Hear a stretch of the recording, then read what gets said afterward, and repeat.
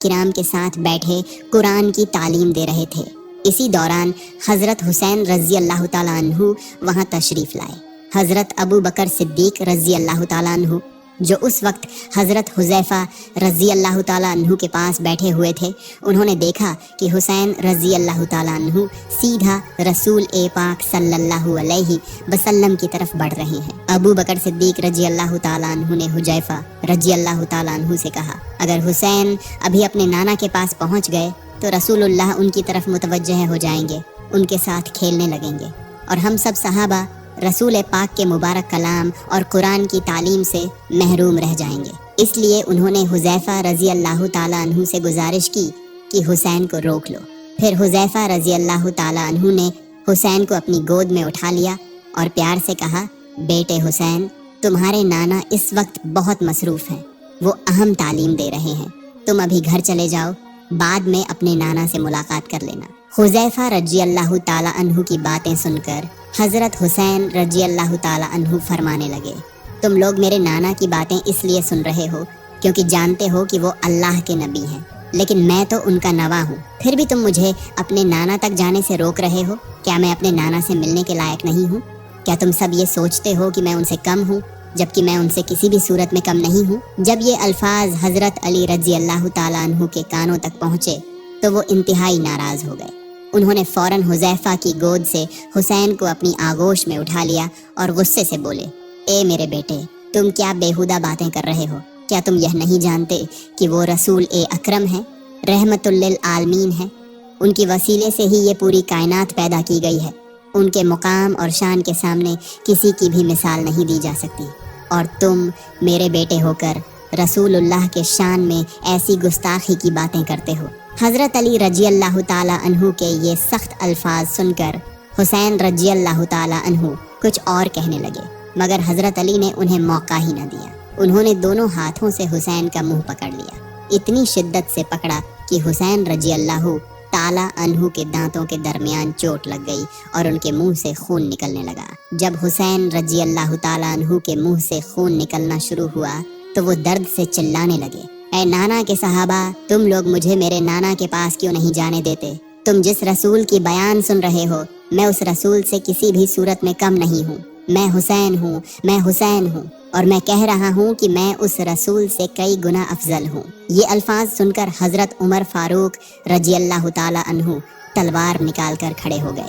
انہوں نے حضرت علی رضی اللہ تعالیٰ عنہ کو مخاطب کرتے ہوئے کہنے لگے، اے علی، تمہارا بیٹا حسین رسول کی شان میں گستاخانہ باتیں کیسے کر رہا ہے؟ اگر میرے بیٹے عبداللہ کی زبان سے ایسا ایک لفظ بھی نکلتا تو میں اسے اسی وقت ٹکڑے ٹکڑے کر ڈالتا۔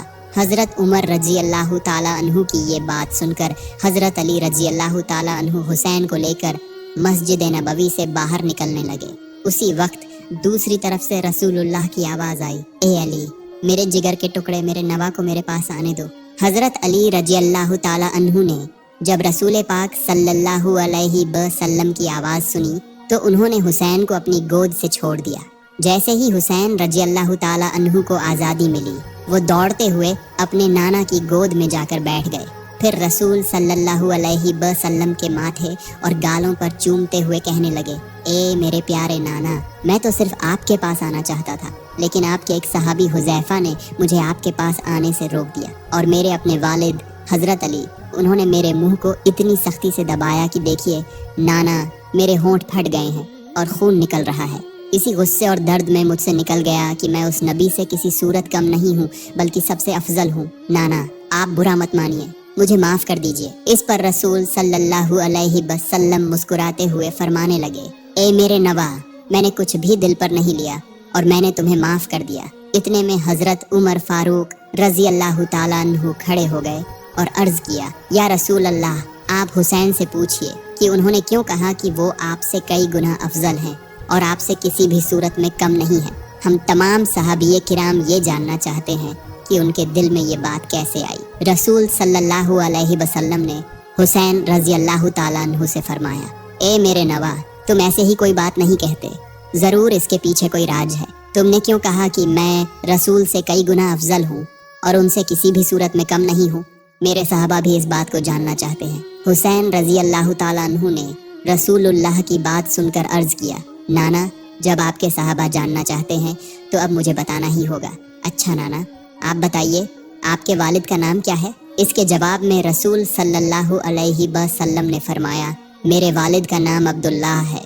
इस पर हुसैन रजी अल्लाह ताला अन्हु ने कहा, तो क्या आपके वालिद अब्दुल्लाह जन्नत में जाएंगे?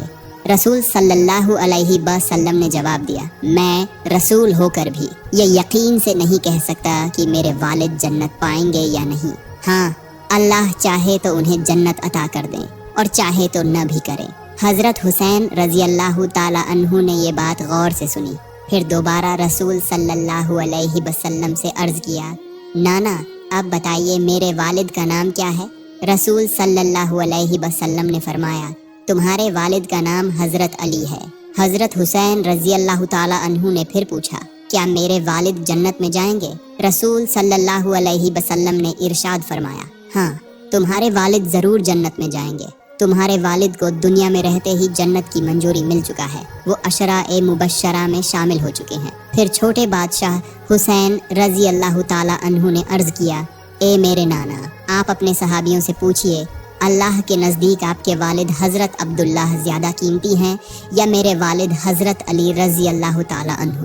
ये बात सुनकर रहमतुल लिल आलमीन सरवर ए कायनात हज़रत मोहम्मद सल्लल्लाहु अलैहि वसल्लम की आंखों से आंसू मोती की तरह बहने लगे। रसूल सल्लल्लाहु अलैहि वसल्लम ने अपने सहाबा से फरमाया, ए मेरे सहाबियों सुनो, मेरे वालिद हज़रत अब्दुल्लाह जन्नत में जाएंगे या नहीं, इसकी ज़मानत मैं रसूल होते हुए भी नहीं दे सकता। लेकिन हुसैन के वालिद हज़रत अली को दुनिया में रहते ही जन्नत की मंजूरी मिल चुकी है। हुसैन के वालिद को अल्लाह रब्बुल आलमीन ने काफिरों के लिए शेर बनाकर भेजा है और उनके लिए अल्लाह के रसूल ने ये लफ्ज़ फरमाए कि उनका लक़ब है असदुल्लाहिल गालिब। बेशक मेरे वालिद अब्दुल्लाह से कहीं ज़्यादा मुकाम और दर्जा हुसैन के वालिद अली रजी अल्लाह ताला अन्हु का है अल्लाह रब्बुल आलमीन के नज़दीक। उस वक्त हज़रत हुसैन रजी अल्लाह ताला अन्हु ने फिर अर्ज़ किया, नाना अब बताइए आपकी वालिदा का नाम क्या है?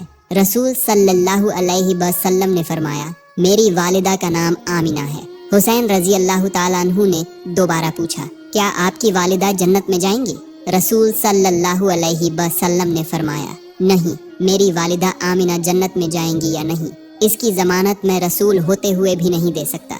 मेरी सिफारिश से अल्लाह चाहे तो जन्नत दे सकते हैं और चाहे तो न भी दें। हुसैन रजी अल्लाह ताला अन्हु ने ये सुनकर कहा, नाना क्या आप जानते हैं मेरी माँ कौन है? मेरी माँ है जन्नाती औरतों की सरदारनी। मेरी माँ ने तो दुनिया में रहते ही जन्नत की मंजूरी हासिल कर लिया और जब तक मेरी माँ जन्नत में नहीं जाएंगी कोई और औरत जन्नत में नहीं जा सकती। फिर उन्होंने कहा, अब आप अपने साहबों से कहिए कि आपकी माँ अमीना अल्लाह के पास ज़्यादा कीमती हैं या मेरी माँ फातिमा। रसूल सल्लल्लाहु अलैहि वसल्लम की आंखों से आंसू टपक रहे थे और उनकी दाढ़ी मुबारक भीग रही थी। तब रसूल सल्लल्लाहु अलैहि वसल्लम ने सहाबों से फरमाया, हे मेरे सहाबों, मेरी माँ अमीना जन्नत पाएंगी या नहीं इसका ज़मानत मैं भी नहीं दे सकता, अल्लाह ताला ही तय करेंगे। लेकिन हुसैन की माँ फातिमा ने तो दुनिया में रहते ही जन्नत की मंजूरी पा लिया, वो आशारा ए मुबाशर में शामिल है। अल्लाह के सामने मेरी माँ अमीना के मुकाबले हुसैन की माँ फातिमा लाखों गुना ज़्यादा कीमती हैं।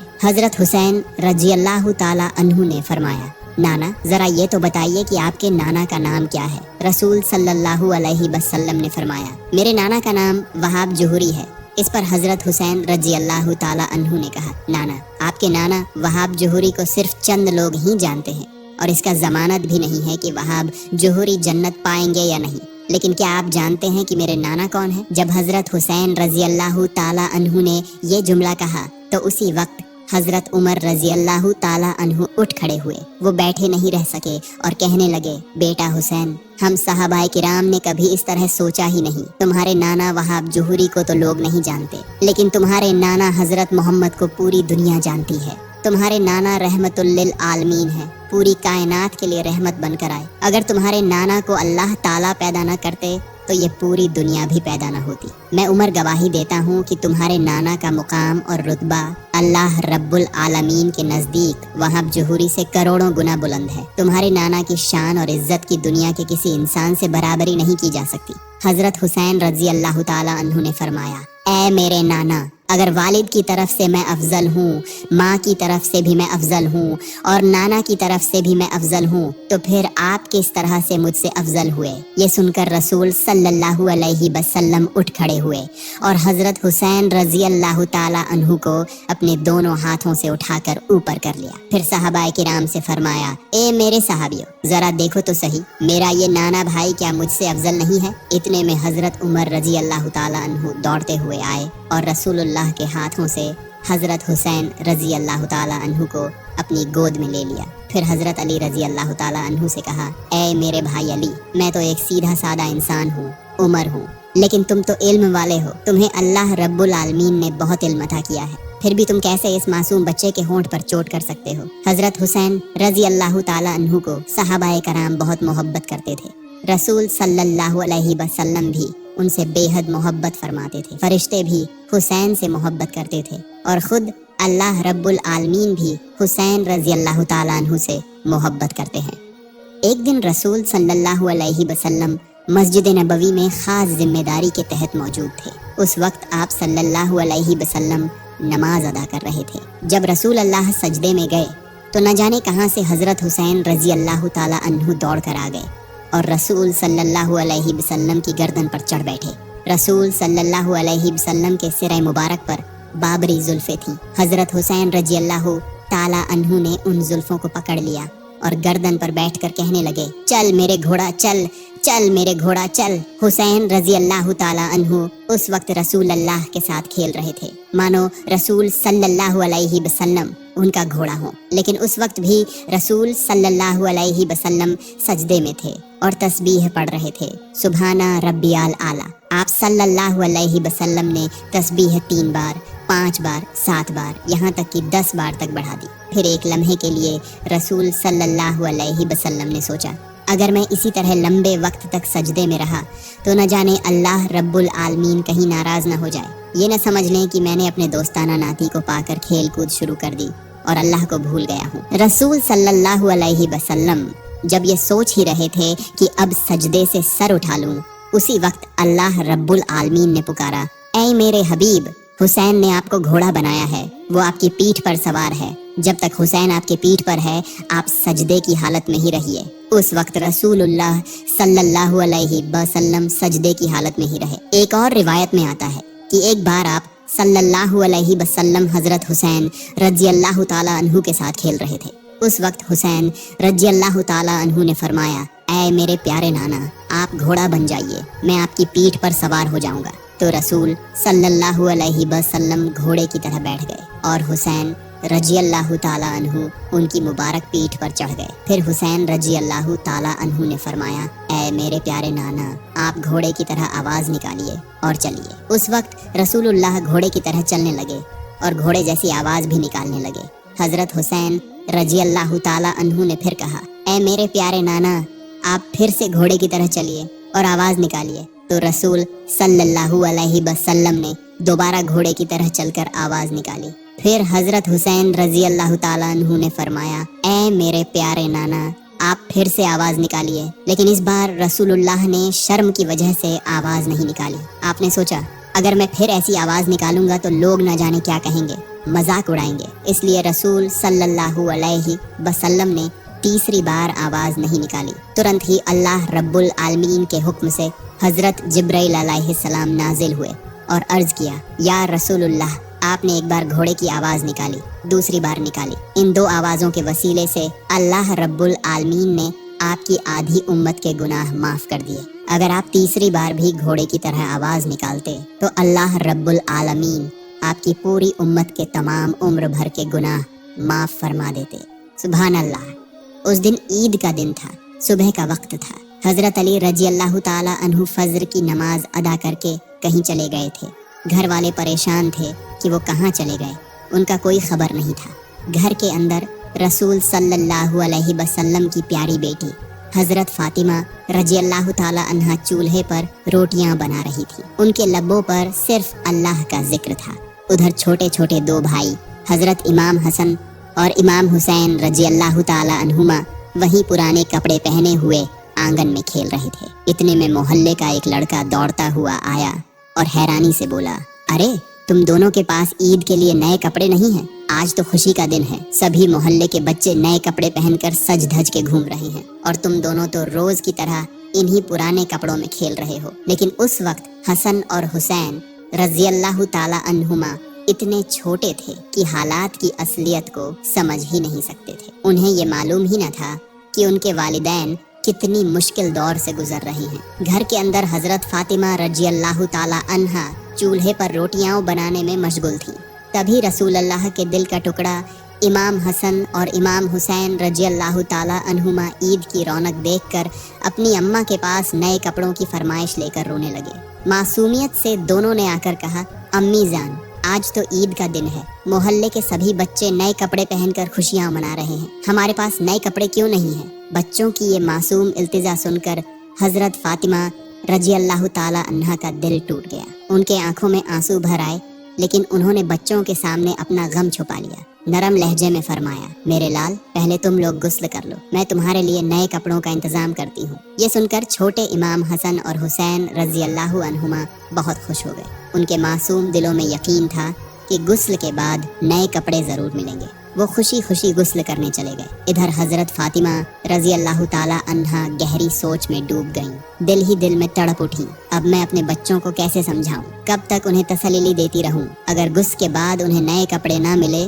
تو ان کے معصوم دل ٹوٹ جائیں گے۔ یہ سب سوچتے سوچتے حضرت فاطمہ رضی اللہ تعالی عنہا کا دل بے چین ہو گیا۔ ادھر حسن اور حسین کا لوٹنے کا وقت ہو گیا تھا۔ وہ جلدی سے اٹھیں، وضو کیا اور جے نماز بچھا کر بیٹھ گئیں۔ انہوں نے اپنا ہاتھ اٹھایا اور اپنے اللہ کے سامنے روتے ہوئے دعا کرنے لگی، یا رب العالمین، تو تو بڑا مہربان ہے، تو ہی ہر مصیبت کا حل کرنے والا، میری اس حالت کا فکر کر، میرا خدا، میری اس بدحالی کی طرف رحم کر، تو میرے بچوں کے دلوں سے نئے کپڑوں کی یاد مٹا دے، ایسی یاد جو انہیں دکھ دے، ورنہ جب وہ نہا کر واپس آئی اور نئے کپڑے مانگیں گے تو میں انہیں کیا کہہ کر سمجھاؤں؟ میں کس طرح انہیں دلاسا دلاؤں گی؟ اے میرے رب، آج مجھے اس مشکل وقت سے نجات دے، میں نے اب تک اتنا غم کبھی محسوس نہیں کیا، مجھے کوئی راستہ دکھا دے کہ میں اپنے بچوں کو کیسے سکون بخش دوں۔ کیا تو یہ چاہتا ہے کہ آج عید پر میں جھوٹی ثابت ہو جاؤں اور میرے بچے یتیموں کی طرح عید منائیں؟ رسول صلی اللہ علیہ وسلم کی لاڈلی بیٹی حضرت فاطمہ